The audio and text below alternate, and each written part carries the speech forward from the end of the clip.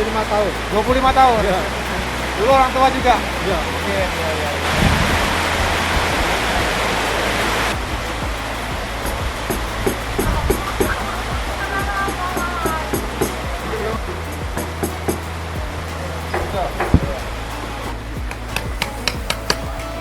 Nggak gampang. Jadi kalau ada yang bilang gampang, nggak pernah nyobain berarti. Enggak, jadi karena jadi air bisa bikin orang utara. Orang utara pasti bisa. Oh gitu? Itu aja bisa dari barat. Oh gitu ya? Iya. Semoga sukses Pak ya. Amin Pak. Tadi Pak siapa namanya Pak? Haryono. Pak Haryono. Sudah 25 tahun mungkin. Semoga bisa terus mengembangkan kreasinya dan kita banggalah dengan produk-produk ukiran Jepara ini. Jadi semuanya Jepara merupakan kota ukir dan bisa terus dilestarikan. Dan makin sukses dan sejahtera masyarakat juga semakin baik. Amin ya. Lanjutkan Pak ya. Ya. Iya. Nggak kerusakan ya. Ini buat kemari. Itu tiga lemari. Kalau yang bener apa sana? Meja itu. Oh meja. Meja kopi. Ini lemari yang sama kiri kanan. Sama ya.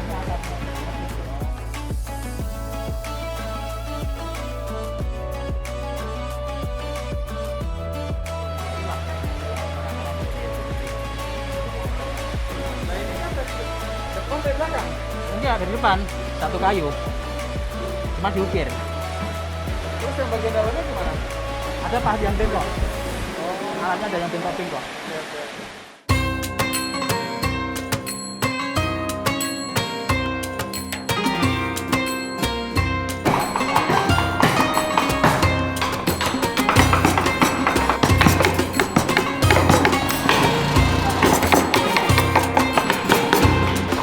Mau bikin apa nih Pak? Ya. Gak usah nomor saya. Keren banget ini. Ini buat di kantor nanti nih. Ya biasanya rata-rata biasanya itu di apa tuh tercatat meja. Berapa lama prosesnya Pak? Pak siapa namanya Pak? Iya. Didi Arianto. Bikin kayak gini kira-kira berapa lama prosesnya? Lebih 3 minggu. ya. Tiap hari kerja dari jam berapa sampai jam berapa? Jam 8, jam 12, jam 1. Atau sampai jam 4. Udah berapa tahun jadinya Pak? Ukir Pak? Kurang lebih sudah 15 tahun. 12 tahun? Iya. Orang tua juga? Ya. Orang tua juga ya? Luar biasa, ini memang karya seni yang begitu spesial ya menurut saya, dan kalau ini bisa kita terus promosikan, apalagi di ekspor ke negara lain, pasti value-nya, nilainya akan terus meningkat.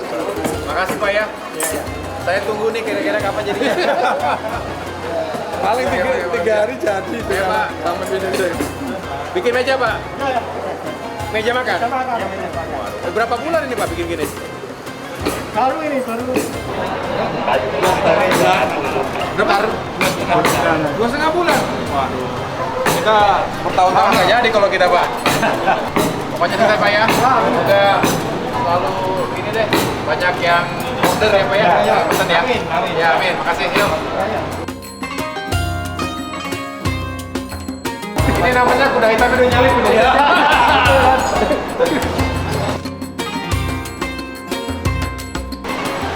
Ini luar biasa ini, keren banget ini. Mahabharata Pak ya? Dulu cerita kan Karna sama Arjuna itu.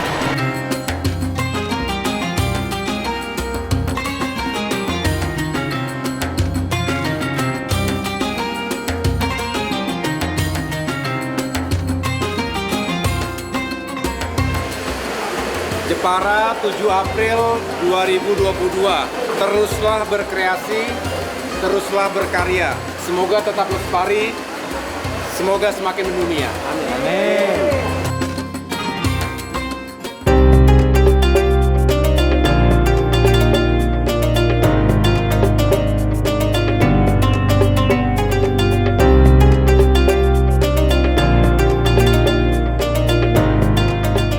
Kami atas nama Sentra Ukir Relief dan Masyarakat Senenan mengucapkan selamat datang di Desa Senenan dan Sentra Ukir Relief Desa Senenan. Moga-moga dengan kedatangan Bapak AHY, Senenan tambah jaya, tambah maju, pada umumnya, Jepara dan Indonesia pada umumnya. Kita UMKM di sini butuh pertolongan dan butuh perlindungan supaya tetap bisa bertahan dan bisa berkembang. Dari dulu Jepara terkenal sebagai sentra ukir relief yang bukan hanya dinikmati oleh konsumen dalam negeri atau domestik, tetapi juga mancanegara.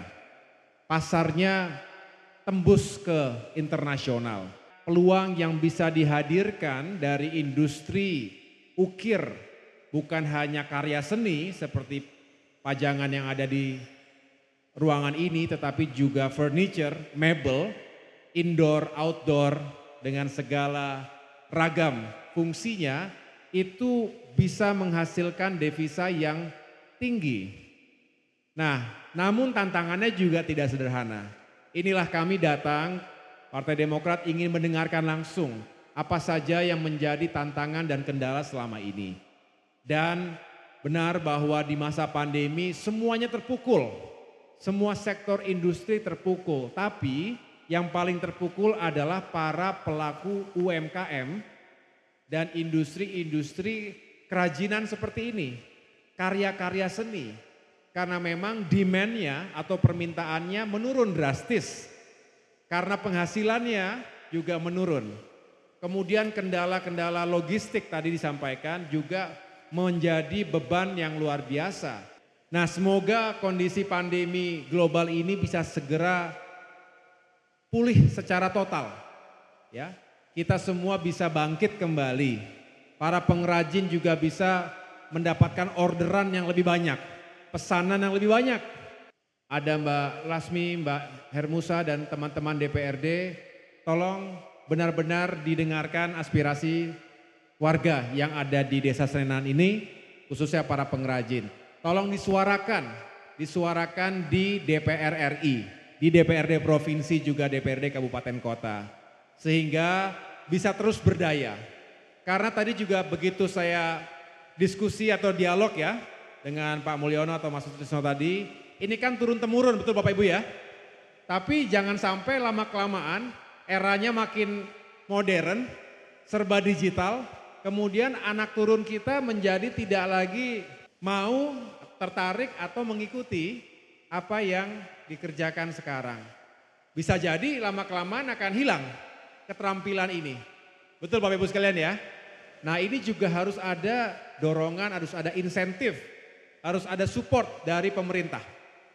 Agar juga selalu ada tempat, ada ruang yang baik bagi generasi muda kita yang ingin menekuni kerajinan, ukir, dan relief ini. Termasuk tadi untuk urusan mebel.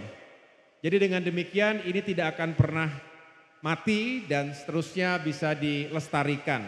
Teruslah berkreasi, teruslah berkarya. Semoga tetap lestari, semoga semakin mendunia. Karena kita ingin Bapak Ibu juga bisa membawa Indonesia harum dengan produk-produk berkelas dunia. Karya-karya yang luar biasa ini. Dan harapannya itu semua bisa kita kawal. Nah, sekarang kita ingin juga meyakinkan bahwa pemerintah ini juga selalu berpihak pada para pelaku UMKM. Jangan sampai setelah pandemi ini terjadi ketimpangan yang semakin besar antara si kaya dan miskin, antara pelaku industri besar dengan industri rumahan, industri UMKM.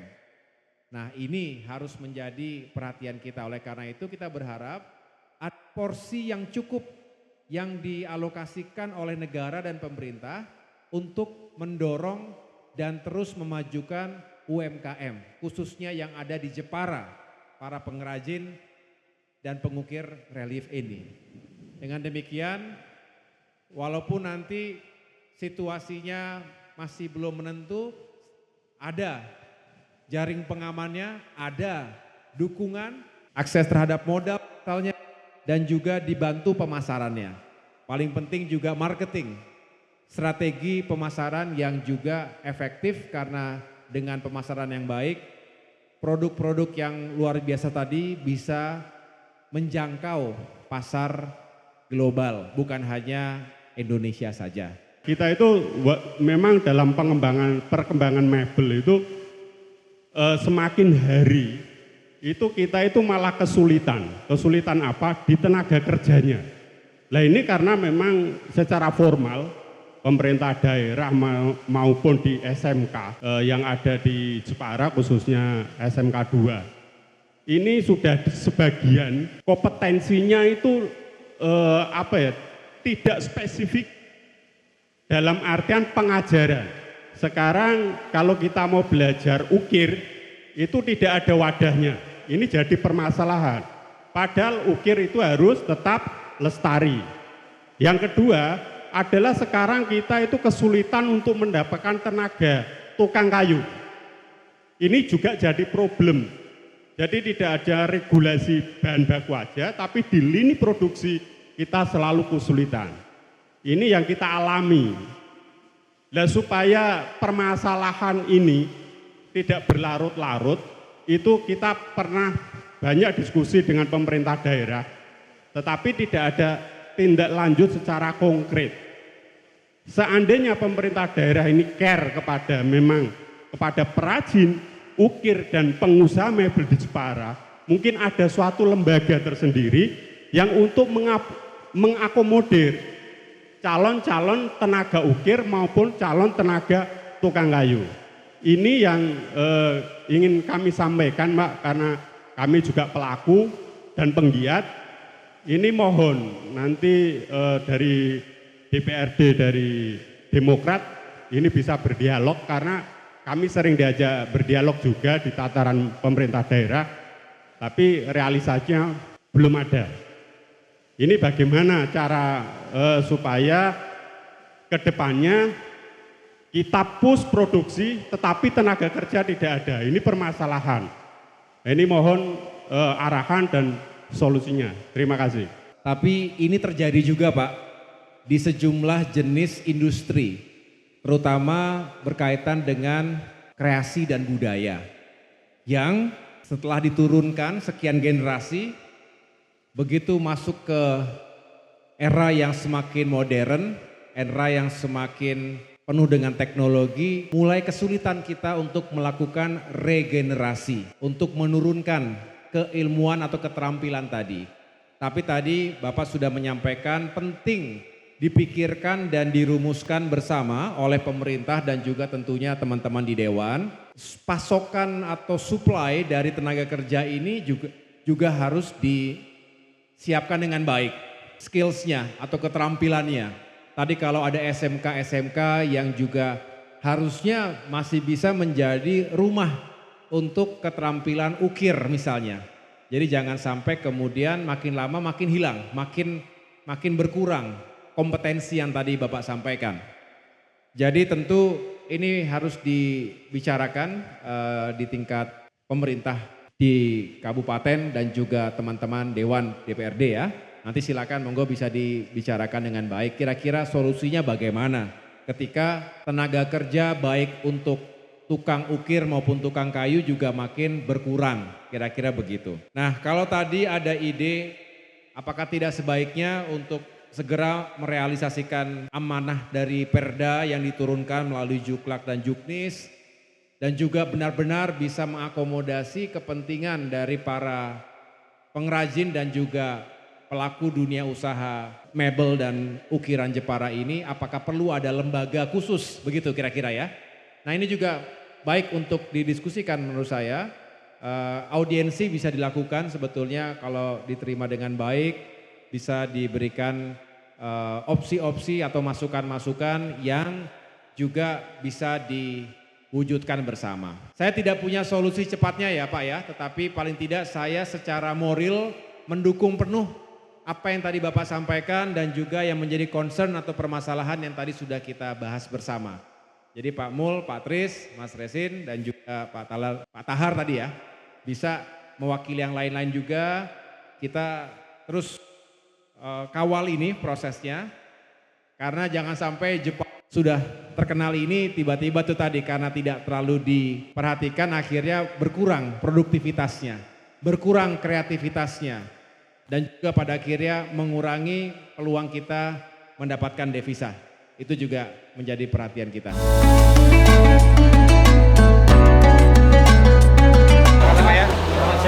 Makasih. Ya, makasih ya. Makasih. Apa ini? Buku karya saya. Saya penulis, Mas. Cara gila menjadi waras. Iya. Saya kader baru dan penulis. Oh gitu. Gimana perasaannya tadi lagi mahat nama AHY, dipantau langsung sama AHY-nya? Saya punya kebanggaan sendiri bisa membuat nama Bapak Agus Harimurti Yudhoyono. Kebanggaan. Terus tadi kan dilihat langsung nih sama Mas Agus, bahkan sampai saya tunggu ya Pak selesainya kapan gitu, karena mau nanti dipakai di kantornya gitu. Nah, gimana Bapak perasaannya? Wah, senang sekali. Kalau bisa ya beli yang banyak. Oh, beli yang banyak Iya, ya. ada order lagi gitu. Harapan Bapak sendiri buat Mas AHY apa ke depan? Semoga Bapak Agus Harimurti Yudhoyono menjadi Presiden periode 2024. Jadi saya senang sekali sore hari ini bisa bersilaturahmi dan juga sekaligus melihat secara dekat ya, termasuk berdialog dengan para pengrajin atau pengukir di sentra ukir relief Jepara, khususnya di Desa Senenan. Di sebelah saya ini ada Kepala Desa Pak Mulyono yang juga tadi kita semua mendengarkan aspirasi warga, khususnya tadi para pengrajin atau pengukir yang tentunya sangat terdampak di masa pandemi. Salah satu masalahnya adalah ketika terbatasnya logistik yang harusnya bisa mengekspor ke berbagai belahan dunia, misalnya ke pasar Eropa atau pasar Amerika Serikat, yang semula sebelum COVID, satu kontainer itu biayanya sekitar 2.000 sampai 3.000 US dollar, tetapi setelah pandemi ketika sulit semuanya, maka berlipat-lipat hingga 15.000 bahkan 20.000 US dollar. Ini juga menjadi kendala terbesar sehingga devisa kita yang berkurang dari sektor usaha atau ukiran Jepara yang sangat terkenal sebetulnya, tidak hanya bagi domestik tetapi juga mancanegara. Jadi kami ingin terus mendorong, punya teman-teman Demokrat di parlemen, baik di DPR RI, DPRD provinsi maupun kabupaten kota, kita ingin juga mendorong agar terus mendorong dan memberdayakan para pelaku UMKM, para pelaku seni ukir di Jepara ini, termasuk usaha di bidang mebel dan furniture. Mudah-mudahan bisa bangkit, bisa pulih, dan bisa kemudian semakin sukses ke depan.